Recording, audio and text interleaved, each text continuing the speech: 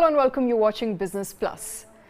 Air India pilots are protesting against the revised compensation structure that the airline has decided upon the pilots.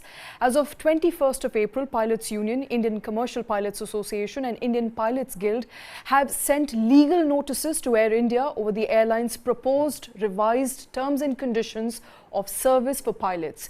The unions urge their members not to accept the modified job conditions. The major beef with the new terms and conditions is that the pilots will now only receive 40 hours of flying time per month under the new arrangement as opposed to 70 hours prior to the pandemic. We're talking about fixed wages here per hour.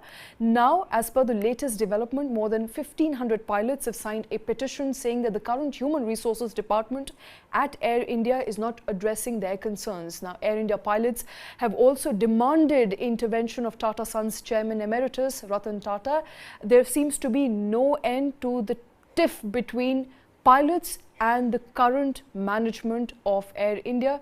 Joining me at this point in time in the studio are my colleagues Kartik Malhotra and Ashok Bagriya. Kartik, coming to you first, what is the bone of contention between pilots and the Air India management? So, Shweta, I've spoken to a few sources, pilot friends who are at Air India presently. Obviously, I can't name them. The bone of contention stems from primarily the fact that while Air India was still owned by the government, owned and operated by the government, there was a certain salary structure in place. Now, pre-pandemic, as you just mentioned in your opening, pre-pandemic, there was a minimum guarantee on the fixed salary being 70 flying hours per month. Now, in the aviation sector in India, the norm is that no pilot can exceed 125 hours of flying time in a month. Now, this primarily comes on the back of the fact that pilots need enough rest between every flight that they undertake, and as a result of which there has to be a balance between flying time, between rest time, between standby time and off-duty time. Okay. So, these are the four main buckets in which a pilot's time is divided. But before the pandemic, there was a minimum guarantee of 70 hours of wages that the pilots would receive if the pilots clocked a minimum of 40 hours in a month. Now, during the pandemic, when flights were grounded, when there wasn't any aviation traffic, that minimum of 40 hours got slashed to 20 hours. So, if a pilot was able to do 20 hours of flying in a month, he or she would still be entitled to get 40 flying hours worth of salary in a month, and this is the fixed salary. Now, what has happened is that with the new management taking over, Tata Group has decided to bring the airline at par, they say, with the rest of the aviation industry, in which there is no real fixed guarantee in the number of hours that you will be paid for. Instead, what they have done is, which other sources in non-Tata Airlines have confirmed, is that they have slashed the minimum guarantee to 40 hours instead of 70 hours. So, on one hand, they've increased it from 20 to 40, but they are saying beyond 40, if you fly 45 hours, you get paid for 45 hours. Okay. You fly for 60 hours, you get paid for 60 hours. So, you meet the minimum threshold of 40, but beyond that, whatever you fly, the extra hours that you fly is what you get paid for, and there is no fixed 70 hours of wages. That is the main bone of contention. So, when was it 70 hours? Was it 70 hours prior to the pandemic? That's right. Prior to the pandemic, it was a minimum of 40 flying hours to be clocked to get a minimum of 70 flying hours worth of wages. Okay, okay, interesting there. We also have Amit Singh, who's the founder of Safety Matters Foundation and a commercial pilot himself, joining us at this point in time on the bulletin. Appreciate you taking time out, Amit. I want to understand from you, how fair are these demands that Air India pilots are making at this point in time? They're suggesting that we should be given a minimum allowance for 70 flying hours. This is the standard across industry, and we are being deprived of what is a reality, in fact, in the aviation sector. Well, you have to look at the whole contract in totality. So one part is this 40 hours, 70 hours. Other is the termination clause, which is the draconian part of the contract, in which even if you sneeze, you could be your contract could be terminated. Such are the clauses. So to begin with, how does a management approach a very sticky issue? Any management would talk to the pilots, which is a participative management approach, that if there is an issue, let's talk it out, thrash it, reach a consensus, and then go ahead, because it is a matter of trust. So now here, the contract has been pushed down their throat that you sign it, otherwise there is always a fear of termination for people who don't sign it. So in the beginning, there is kind of animosity and lack of trust. So these things will be highlighted, the small little issues, but the bigger issue is the whole trust deficit. Uh, the typical management approach is the kind of what we call theory X and theory Y. Theory X, as per McGregor, is that management says that the workmen, or here the pilots, are uninformed, they're lazy, they're not productive, and it is incumbent upon the management to basically set them on the right track through discipline and the fear of termination. So that is what is happening here. Whereas theory Y says that people are motivated. If you motivate people, they will go to any extent.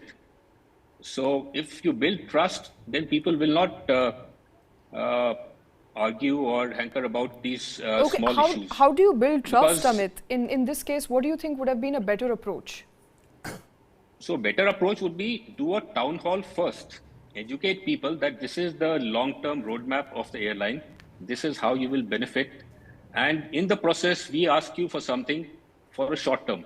So there has to be a plan which has to be projected to the pilots, not just that this is the contract and when people react to it, then you go for town hall meetings. So that is firefighting. So this approach, the hard stance which they have taken initially, has kind of rebounded. Now, productivity is totally motivation driven. So if a pilot is highly motivated, the pilot will go out of his or her way to save money and reduce the expenses and ensure that the passengers are happy and the airline is productive. Okay. On the other hand, if you start squabbling about 40 hours, 70 hours, then the pilots will be laid back. They won't save fuel for you. They won't go the extra mile. So that is where the production gets affected. So it is intrinsic motivation. So the studies which have been done in MIT and other universities is that to a point, money is the motivation. Beyond a point, money is no longer a motivation because the basic needs are fulfilled as per the Maslow's theory. And then further money increase is basically that what is driving productivity is money, not the person's creativity. So people's participation in the management and decision making or collaborative management problem solving is the need of the hour, wherein you get the people involved Right. in, take their inputs, and then move ahead together. So that is the sum of the parts is greater than the number. Okay. Here we are trying And to in this case, individualize and unions are figure. angry. Both the unions have told all their members not to sign the new contracts. Some of them have already signed. Air India management has come on record to say that many of them have signed their contracts. Others obviously are protesting at this point in time. But Air India says we don't really recognize the unions per se. And I want to bring in Ashok here. Ashok, Air India they're saying we don't really recognize the unions. You may have had a union prior to us taking over, but now we don't see any merit in your existence. How is it legally justified? See, this is always a debatable issue whether a particular organization recognizes a union or not. Now you have to understand that as far as the law is concerned, there is the constitution and there are various statutes and subsequent laws. So the constitution is very clear that it is a fundamental right of any people or a group of people who are in this country to form an association or a union. So that's a fundamental right. You have that right to form a union or an association. Now coming to the laws, there was a Trade Union Act of 1926, it still subsists, and according to that Trade Union Act, any group of workmen can come together and form a union. Now the catch is that usually the Trade Union Act speaks about registration of the union, that you have to be registered with the government or the state government as the case may be. Now here we are dealing with a situation where before the purchase of Air India, or rather coming back to the Tatas, it was being operated by the government of India. Now the Tatas seem to be taking a new position, saying that this particular trade union was recognized by the government of India. We don't recognize you. Now ICPA is basically a Air India trade union. In a sense, it has almost 900 pilots who fly narrow body Air India planes. Now, technically, when these people who are working with Air India, they have come together, formed a union, and the parent organization saying that we refuse to recognize you is an untenable proposition.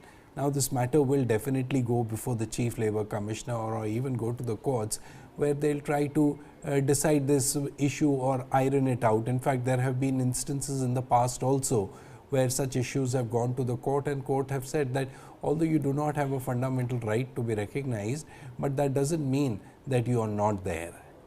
Okay. And you also have to understand that what was the objective of forming an association or a union.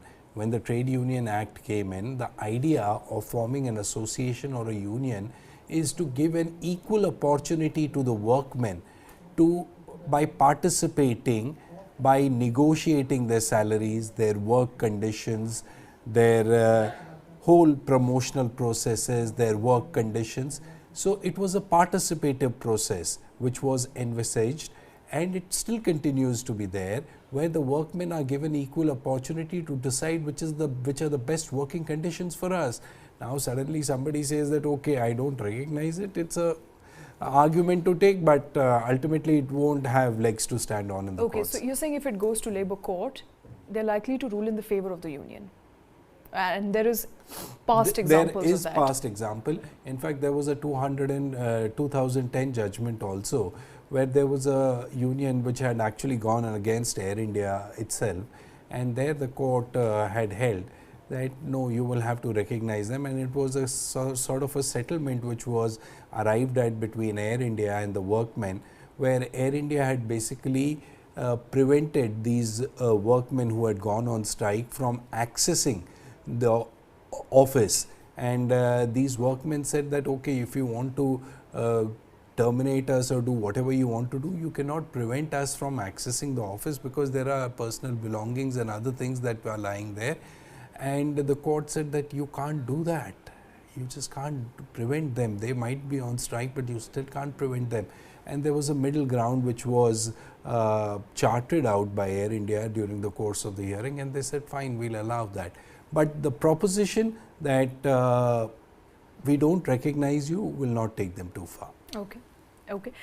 Do you know, there are various reasons for why they're protesting, Kartik, and you've spoken to officials at Air India. We're not going to name names, but they told you it's not just about the money. It's not just about the fixed allowance per hour. There's more to it. Can you go through some of these clauses that pilots have a problem with? Sure. So, I'm yet to receive a physical copy of the contract, but from whatever I have understood, salary of course is the starting point. The very fact that employees were paid a handsome amount of minimum salary pre-COVID when it was still owned by the government of India versus now the takeover or the retake by Tata Group, obviously salary becomes the first and the foremost area of concern.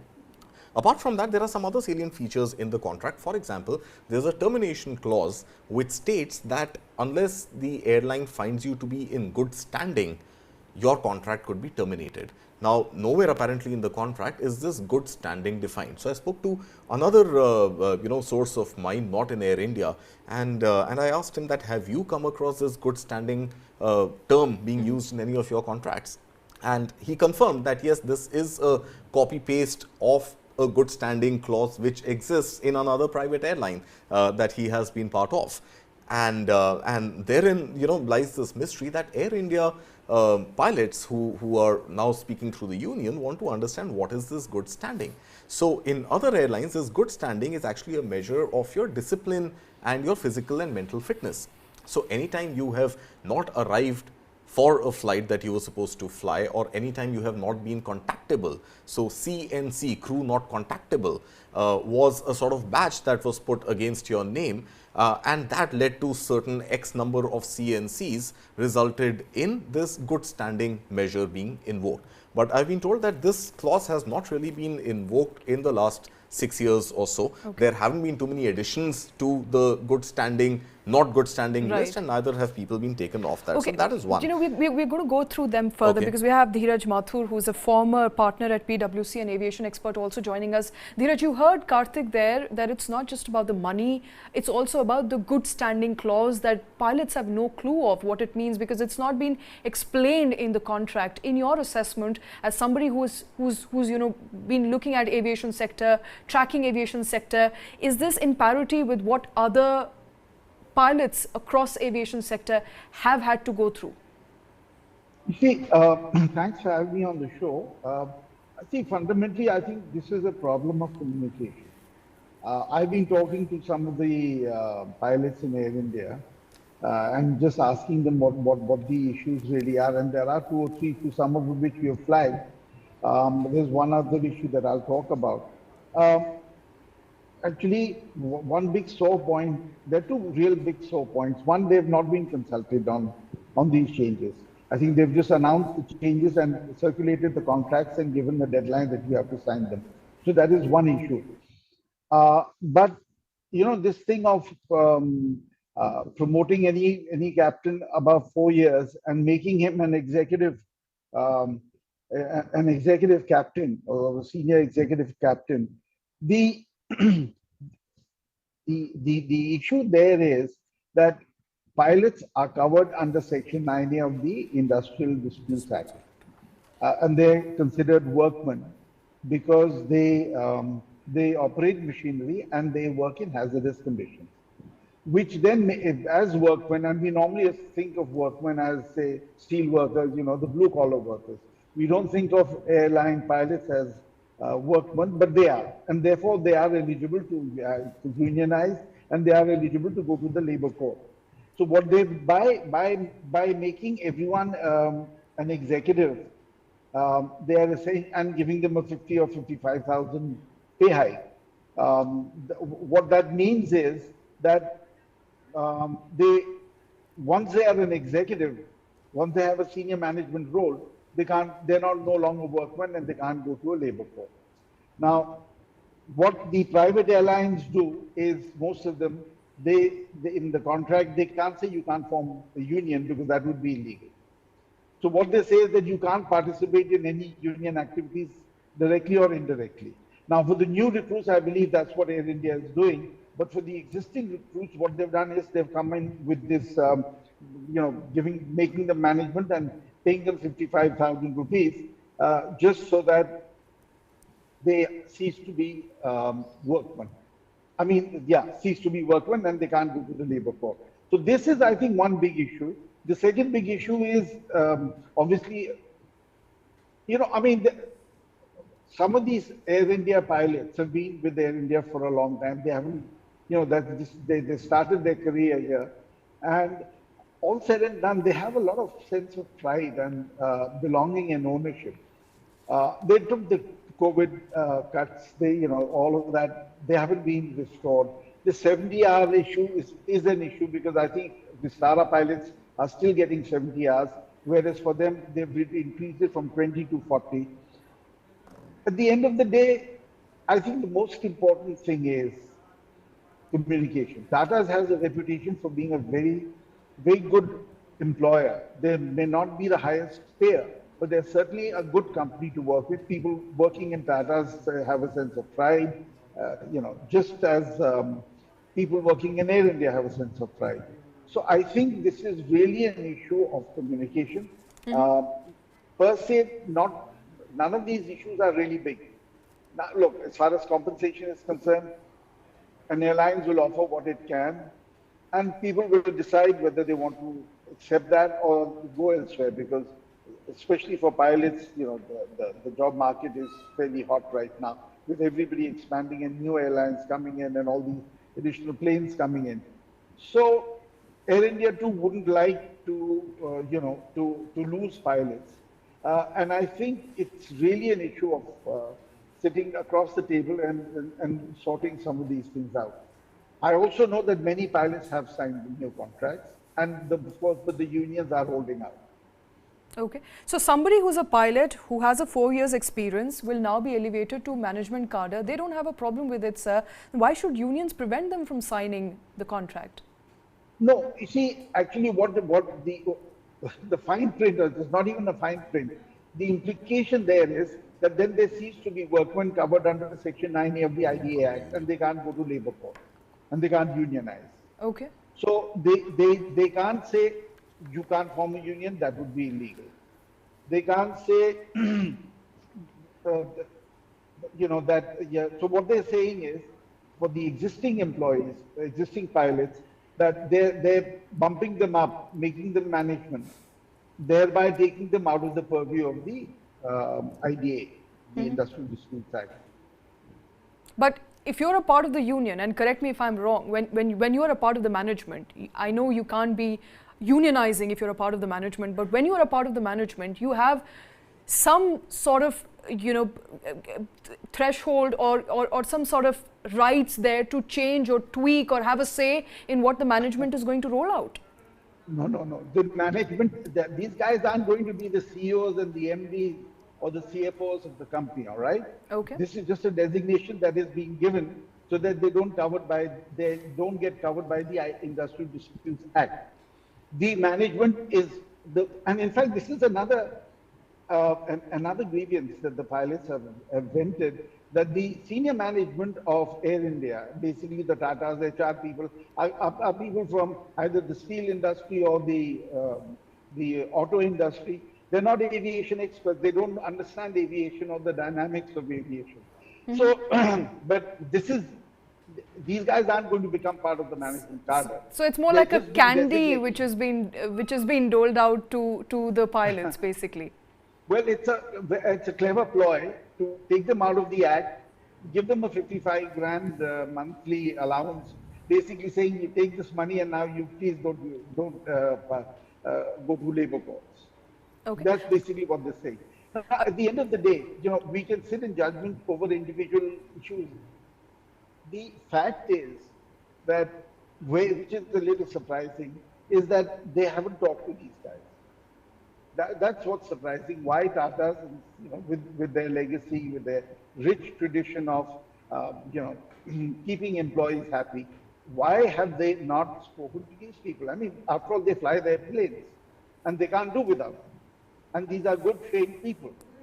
And you know, if they leave here, they'll get jobs. They'll get jobs in the Middle East. They'll get jobs with the other private commercial airlines in the country. So why would you want to lose such an important asset? And equally, look, if you have a pilot, you don't want him to be sitting and doing a desk job. I mean, it's a huge waste of resource. You've got a guy who spent hours and undergoing very expensive training to fly up an aircraft. You don't want him to be doing a desk job unless there is a medical issue or something, which is something else completely. So it doesn't make sense. So the only reason why this has been done is to just take them out of the purview of the labor laws. Okay. Ashok, do you agree that this is a clever ploy? Yeah. What Mr. Mathur is basically saying is, let me put it simply. He's saying basically what is really happening is, you just kick up some employees. So the idea here is a pilot with 4 years of work experience gets promoted to the management cadre. Now, once you make it to the management cadre, you are no longer the workman. So once you are not the workman, then the law governing labor does not cover you. You cannot form union. So what you do is, you are very cleverly eliminating a section of pilots, senior pilots, who could be a part of a future possible strike out of that scenario. What is really happening is, the problem is not with junior pilots striking. The problem is with senior commanders going on strike. So if you have a pool of 900 pilots who are a part of a union and who are still considered to be workmen, the problem will start when senior commanders don't show up for work and they are on strike. Because if you don't, if a senior commander is not there, you cannot expect a junior pilot to fly the plane, and especially a big plane. So that is where the problem starts. What they have done is, smartly, anybody with 4 years of work experience gets kicked into the management cadre. Once you get kicked into the management cadre, you are no longer workmen, so the labor laws don't apply. What happens is that it doesn't mean, and also eliminate them from the whole process of collective bargaining, which is envisaged under the trade union laws. So collective bargaining was basically, the idea was initially when the industrial revolution happened and industries were set up, the idea was to ensure that there is participation of the workmen for the growth of the industry. And that is why they had this idea of unions, the idea of collective bargaining, the idea of management talking to workmen, what were the best work conditions, what are the salaries they are expecting, and so on and so forth. But now industries have more or less realized that, you know, there are professionals which are available in huge numbers. So even if we are not able to get you know, some people who want to leave us, or some people who want to strike, if they can be terminated, that's not a problem. We can get fresh blood. Okay. So, and that fresh blood would be people with more than 4 years of experience, and they are suddenly in the management cadre. But at the same time, you have to understand that even people who are in the management cadre, they have a problem with the organization. They will have no recourse to the labor laws, but they do have alternate judicial recourses as far as the terms of employment are concerned. But again, here the companies make a smart move. What they do is that once you become a part of the management cadre, your employment is governed by a contract. So any dispute you have with the management over your terms of employment, that will be governed by the Indian Contract Act and not by the Indian labor law. Okay. And then you have to file a civil suit, which is again a long drawn out process. Okay. So you're not higher up in the hierarchy to tweak any sort of changes that will be made. You cannot unionize because now you're a part of the management. So the collective bargaining power is therefore lost. That's right. Absolutely. But I think there are a few other issues which are equally pertinent, and we did try to get a Tata Group representative also on the show. Unfortunately, it was denied to us. But just to play devil's advocate here, Shweta, what is the Tata Group really trying to do? I think with Air India, there is a pure play issue of culture, and that culture is something that the Tata Group is trying to break. So I've spoken to people who've sort of confirmed to me that earlier the salary was actually never an issue, because the other perks that Air India pilots got when they were part of the government were enough and more that pilots would seldom even touch their salaries. There would be a car to pick them up. They would never stand in the queue. There would be a porter to take their bags right till the cockpit and park it there for them. Anytime there would be an additional landing they've done using instruments, anytime they've flown in difficult conditions like fog, they would be paid extra on any of these extra conditions that they were fraught with.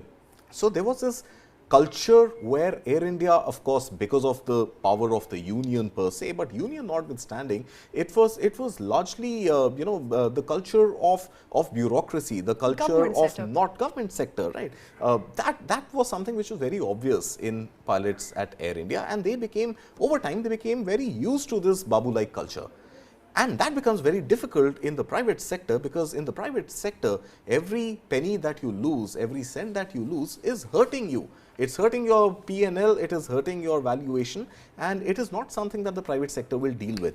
One little sort of disconnect I have with Mr. Mathur when he was mentioning that Tata Group is not well versed with running the aviation sector and not the right people are there.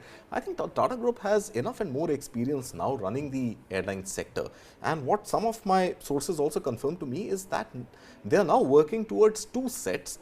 One set being the Vistara and Air India, and the other set really being the Air India Express and Air Asia. So there are going to be different norms, different rules, different contracts governing these two. But the root matter, the cause really, the root cause continuing to be that that whatever said and done, what they are offering the pilots right now in the bid to make it competitive industry-wide, in a bid to have more productivity in the number of hours that pilots put up and get remunerated for, is still a little below par.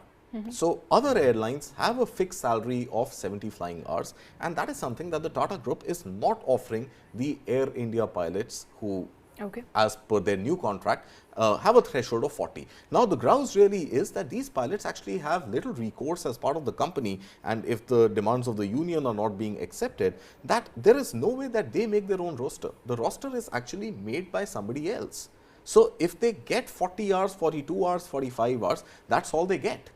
Whereas they have seen better days where it is pretty much incumbent on the company to pay them for 70 hours. So, these are pilots who are saying we are willing to fly 70 hours, but if somebody does not put me on the roster for more than 40 hours, 42 hours, 50 hours, that's not my mistake. It's a loss of pay for me. Absolutely. How do I plan my life? How do I plan my retirement? How do I plan any other expenses, any loan I want to take, any asset I want to invest in? There's no way for me to decide and know for sure what is the kind of salary I'm going to draw next month or 3 months or 1 year from now. So that is one point. Another point which got highlighted by these pilots of Air India is that they are now apparently expected to be on call 24/7. Like I mentioned, there was a flying time, there was a rest time, there was a standby time, and there was a break time. Now, apparently, there is no standby time. So, at any point, they are expected to stand by, wait for the next call, and if they refuse to go on duty, it could very well lead to the clause in which they can get terminated, that they're not in good standing. Okay, Dhiraj wants to come in at this point in time. Dhiraj? Yeah, with a couple of points. One, the Air India pilots took a significant hit during COVID and just before that, because Air India's financial position was very bad. And the biggest hit was in their allowances, which was just, I think Amit was talking about. There was a basic pay cut as well, and also there was the major hit was in the allowances. And there was a huge amount of areas that Air India owed them. Finally, before Tata took over, they got the areas, no interest, but they didn't get they didn't restore the cuts, any of the cuts. So, this issue of allowances and what they get. Look, I mean, we have to look at them as not just Air India pilots, but we've got to look at them as pilots who are operating in a commercial environment where they're working for one carrier, and there are other carriers who are also compensating their colleagues. So there has to be a certain level of parity, and this is in the interest of Air India itself. The second point is where I wanted to just make a slight, what I said was that the senior management, especially things like HR and all, in Tata's, Tata's doesn't have a long enough history in aviation at this point of time to have experienced people. So the people who are there right now are people from either steel or the auto business. And this is what feedback one gets from talking to the pilots. And from the aviation industry. You need to understand the industry. Sorry? So the chief executive officer is very much from the aviation industry in this case. Is it fair to assume he doesn't know his job? I was talking about the HR department in particular. Okay, sure. Which is which is the one that's in the middle of this entire issue. Right, but do you think the CHRO can go ahead and make these drastic changes in the contract without, without getting the approval of the CEO, who very much belongs to the aviation industry? And which is where I said, I think the big mistake they made was not taking these pilots into confidence before making these changes and explaining why the changes are being made and providing them the necessary assurances that in terms of their compensation, their growth, and so on and so forth. So I think the fundamental issue, again, I will repeat, is one of communication. And of course, building trust is very important. And when you do things like this, bump them into the management ladder so that they can't access the labor tribunals. People see through that, and that doesn't really help you build trust. So the issue, I will again come back. I don't think per se any of this is a really big issue. I think it's just a question of sitting down and some give and take across the table. Okay, let me bring in Amit at this point in time. Amit, we've heard what the panel is saying. We are essentially, the question that I think we are all asking here, what Air India pilots are demanding, is it in sync with what the industry expects, what other pilots in other airlines are getting. Are they expecting too much? Kartik here said, I think there is a habit here that the Air India pilots have gotten used to, which is of special treatment. Air India being a government setup up until a couple of months ago. Now that Tatas have taken over, obviously there are going to be changes. Obviously the management will expect more revenues, will cut down on extra expenditure. Are Air India pilots fair in asking what they're asking? Well, those habits that he has been talking about, that they never picked up their bags and bags to be transported straight to the cockpit, that ended long time back. Ever since the private airlines have come in, especially Indigo, Air India has changed their culture and the way they work and operate. It's because they know that what is the writing on the wall. Ultimately, they have to conform to the norms and the best practices in the industry. As far as this 40 hours, 70 hours is concerned, it is the management's commitment which is important, that if a pilot is available for 70 hours, then why not utilize him for 70 hours? Why give them a salary of 40 hours? It is the failure on the part of the management that they are not able to utilize or optimally utilize the pilots. So why penalize the pilots? So that is an issue. Second issue would be, there are some pilots who would be willing or more than happy to fly only 40 hours. But if the average flying is 70, then where do the 30 hours go? Somebody who is doing 70 hours will be doing an additional 10 or 20 hours, which means 80 or 90 hours, just to compensate for this person who is flying only 40. So that person who's doing 80, 90 hours will be paid over and above, because if there is a clause that 70 hours, over 70 hours, you'll get an overtime, which used to be there, then you're paying, the management is basically paying more to a pilot rather than finding the right balance or a sweet spot. So the concern that the concern that the pilots are raising is that, especially those who fly the domestic sector, see, it's easy for somebody flying international sector to clock the 70 hours. The issue is more so with those who fly in the domestic sector.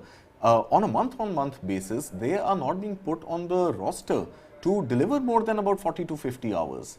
And that is where I feel that the folly is with the management, the airline itself, in not utilizing the manpower. And there had been an issue of not enough pilots being available, but I've been told even that was for the international sector, not as much for the domestic sector. So if you have pilots available and if you have flights, or unless, maybe the management is actually burdened with an issue of overcapacity for domestic pilots, and in some way, could this rather be a nudge to sort of, get rid of people who don't agree to the terms and conditions? So the basic point here is the efficiency. Efficiency is basically utilization of pilots, transfer of pilots from one fleet to another, or cross-utilization like 777, 787. So it becomes more complex when you have different fleets. If you have a single fleet, it is very easy, like Indigo. Multiple fleets means one set of pilots cannot fly the other fleet. Yeah. One fleet flies more than the other. So that is why you hire such CEOs and pay them handsome salaries, so that they are able to get management concepts and softwares and other skills or people who can manage the whole issue.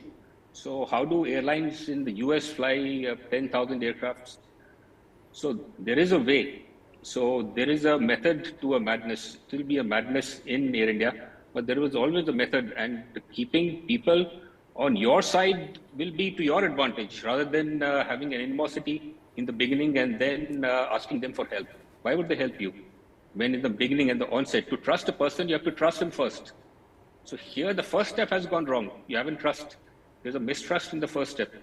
So that is the basic problem. If the management is inefficient, not able to manage their home, then why blame the pilots?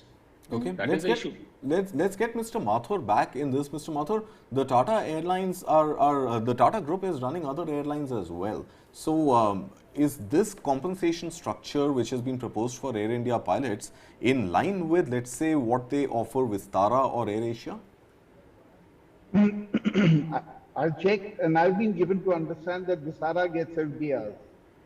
So then how is it justified by the Tata Group to have this sort of discriminatory contracts between the newly acquired Air India stable of pilots and those whom they have housed already at Vistara? I think what I understood is that what they have said is that, look, you guys were on 20%, 20 hours, we brought you up to 40, and they have revised their pay package. So people are getting between about 7 to 8% higher compensation than when they took over, when Tata's took over. That's so right, sir. year, But the 20 flying hours was a cut during COVID, and it has Correct. only been revised to 40 and not to 70. Yes. So there's a Correct. slight increment in the flying Yes. hours, and the 5 to 10%, you mentioned 7 to 8, my sources told me between 5 to 10% is also on account of flying more than 40 hours in a month, on which the pilots Right. themselves have no control. Yeah, absolutely. So this is a genuine issue with them. This is a genuine issue that they feel their compensation is not at par with the industry, and even not at par with the other airlines that the Tatas are managing, and which is why they are upset. So, Ashok, can the union, whether the company recognizes the union or not, can the existing union actually go on strike right now?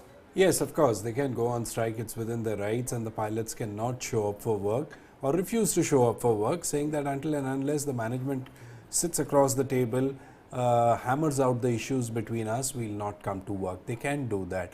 And in fact, that is the whole idea of collective bargaining, and that is the whole idea of Mr. Amit talking about trust deficit between the pilots and the management.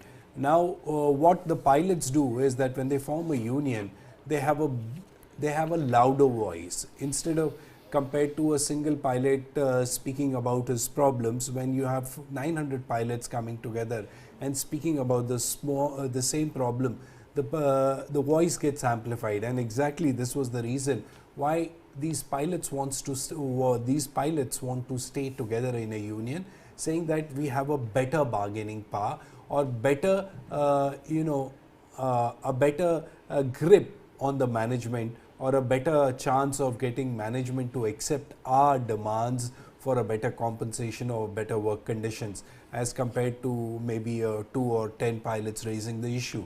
So this is exactly what the pilots are wanting, and this is what the Tatas don't want when they are saying that, we are going to promote you into the management grade. What they are wanting to say is that we want to eliminate as many voices as we can who have formed themselves into a group and who want to raise these issues. So what they are saying is that pilots do want to be together. They want to be as a union and association who have a better bargaining grip with the management, and they are better placed compared to individuals who want to raise their grievances or issues. And even as a group, the pilots do carry some sort of a weight when they write to the government, or not just write to the government but also write to the chairman of the Tata Group, saying that these are our problems, you better listen to us. So that carries a more weight, and this is exactly what the pilots want to be with. They want to stay together. They want to raise their voices in one voice, not multiple voices saying this. So they want to consolidate their demands, say that 1, 2, 3, 4, these are the demands. We want the management to sit across the table, talk to us, and not actually decide in a room where nobody from the workmen is a part of the conversation to decide on my emoluments, the salary package, or the work conditions. So now the pilots are saying that it's better if the management sits across, sorts these issues out with us, and that is the whole scheme of thing which is envisaged in the Trade Union Act, is that when you have trade unions, the unions do have a say in how the compensation is doled out, how the work conditions are managed, or how other conditions, post-retirement conditions, are managed. So there is definitely power in staying together, and the pilots realize that it's much more, they are much more well placed if they stay together, as unions or associations. Right. My fear with that is, Shweta, if the union continues to exist and is able to bargain its way through this mess that they are in right now, what stops, let's say, the pilots of Vistara to have a union of their own and other non-Tata Group airlines to also have their own unions, which then brings the whole issue of viability of running airlines. Here we have an example of Tata at least trying to turn around a loss-making entity by keeping its costs in check. But if unionization happens across airlines, where does the profitability really come from? And that becomes a large question. I think we'll let Dhiraj answer that. Dhiraj? So I think fair question there. Yeah. Now, look, it's not a question of unions are good or unions are bad. There was a time when the union power was very substantial, and they had the ability to virtually bring the industry to a standstill. I think after the 2012 episode, where about 60, 70 people from Air India were terminated and have been not taken back, they haven't had any union trouble per se. But the other point is that, look, as per the Industrial Disputes Act, under Section 9A, if you are working in a hazardous environment and operating a machine, you're covered. Now, that's the law, whether you like it or not. I mean, you can do these clever things of either bumping them up into a notional management cadre or writing that you can't participate in any union activity, directly or indirectly. But the fact of the matter is, this is the law. Now, again, we need to step back for a second, and instead of seeing a doomsday kind of scenario that everybody unionizes and the unions will bring the industry to a standstill, the Air India pilots, like I said earlier, they took a 65 to 70% cut in compensation, largely in allowances, during the COVID time. I know, and we all know people who are working as pilots. So, these are young guys. They work very hard. They work overtime. It is a stressful job. So fundamentally, I think we must understand one thing, that you've got to trust your people. I was working I was initially in the government, and then I joined PwC. I was a partner there. And for a consulting firm, of course, your people are your only assets. So, and there is a very strong pro-people culture in PwC. And in all the large consulting firms, all the service sector firms where people are the most important assets. Now, equally, pilots and the crew and the ground handling staff, they're all very important assets of the airline. So, and you have to trust them. Because you may have the best aircraft, you may have the best computer systems, you may have the best ground handling equipment, but unless the people, as someone earlier on pointed out, unless the people are motivated, they're proud to work for you, you're not going to get a higher level of productivity. So you have to trust the people, and you have to have the ability to talk to them, even if they are unionized, and arrive at a common cause. I mean, what's management all about? It's not just being a CEO or an MD or the chairman. Management is running a company, taking the people along. So you've got to do that. And if they're unionized, so what? Right. So, and they're not unreasonable. They also know that if the airlines has been going through, all airlines are going through a very difficult time. This is probably the only industry where, except for the airlines, every other player, whether it's the ground handlers, the airport operators, everybody makes money, except for the airlines who have huge challenges. correct. So, and everyone recognizes that. I think we need to trust the pilots and repose faith in them, take them into confidence, and resolve these issues. Right. Ashok, one more question to you. So, as of this morning, around noon today, 70% of the 1,500 odd pilots had not signed the contract, which means the old contracts are pretty much still in use. Management is refusing to recognize the union, talk to the union. Can not signing a contract result in termination? Yes, of course. But again, it will all depend. See, what is really happening is that there are pilots who are employed under the old regime. That's right. Okay, they have a different employment contract or an employment arrangement, whatever we want to call it. Yeah. And what the management now is proposing to do is to introduce a new regime where you will have a new contract. Okay. Here, the management says that you have to sign this new contract. Okay. Else? They do not specify the That's the question. consequences. Yes. Now, else, all of us know that else what happens is you get terminated. Now, what happens is that such a termination, if I am an employee of Air India and Air India imposes new terms and conditions on me Yeah. and says that if you don't sign on the dotted line, your services will be terminated. Right. But at the same time, I have a legal recourse to call that termination unjustified, illegal, saying that these new terms and conditions are to my detriment, not just to my detriment, but even to the detriment of the aircraft I am flying, the passengers who are being flown there. This kind of unreasonable conditions which this new regime imposes on me is not permissible. So I can always challenge that. But but another thing that will have to be taken into account is that according to my old contract or the old regime, it will have to be seen that even before termination, does the management have to give me a 3-month notice? By the virtue of me not just signing As the per the contract, old contract. as per the old contract. So the old contract continues to be in use until you sign the new contract? New contract, yeah. And if the new contract states that you're not signing this will result in termination, but if I have not signed that contract, It can and always result be in Unless there termination? is a last date to sign it.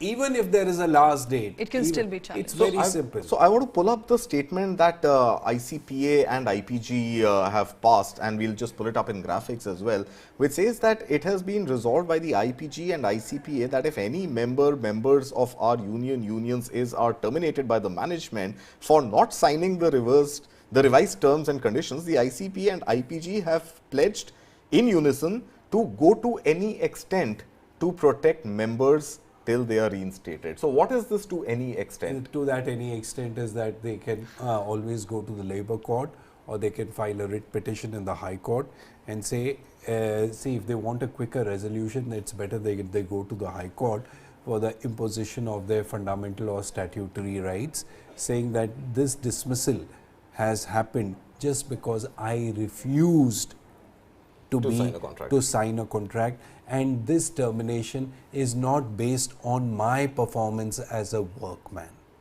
So any termination that a company does has to be based on some cogent reasons. You just cannot wake up one morning and say that I don't like your face and I'm terminating your services. That kind of a situation is never envisaged in any kind of a contract or any kind of a service condition.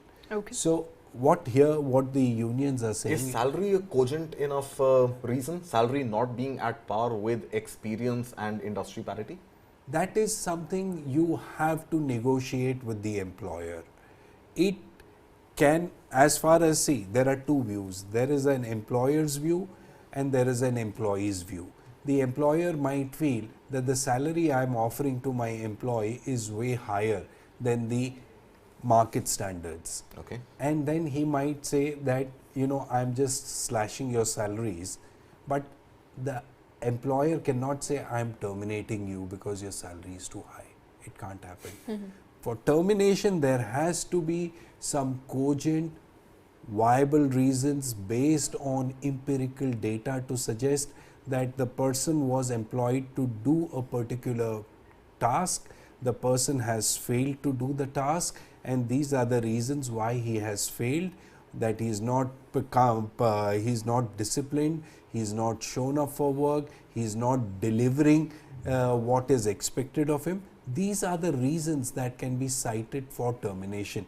But besides that, If you say that your salary is too high, I want to terminate you, sorry, no. Okay. Okay. Now, before we end this discussion, and notwithstanding how interesting it is, we are running short on time. Amit, I want to bring you in. What's the way forward if there has to be a mediation between, and we don't know whether there's going to be a mediation, but if at all, what's the way forward to end the status quo and get pilots back to work and happy again with what's being offered? Well, the first thing you have to do is build trust, which means start a dialogue with the pilots or their representatives and basically educate them that this is what is in our mind, this is how it will affect you. Like the termination clause has baffled everybody, that you can be terminated for anything and everything. But there has to be a counter, like we have a just culture prevailing, which means that you will not be charged for an innocent mistake, because humans will err. You will not be charged for an innocent mistake, but here we draw the line. If you do something in violation and deliberately, knowing very well the consequences, then these penalty or the termination clause will apply. So right now there is, it's all in the gray. So that just culture has to prevail, that we are with you and we need your help in building Air India into a bigger, better airline. But here is the line. If your behavior or your actions do not show this, then we'll have to perforce take action. So it cannot be a one-way street that we can do anything, but you have to go together. That's it. Okay. That's the Remember, there's no termination yet. Air India pilots are still working. They are demanding that the new formal structure of compensation be revised. They are hoping that Air India will look into what's on offer.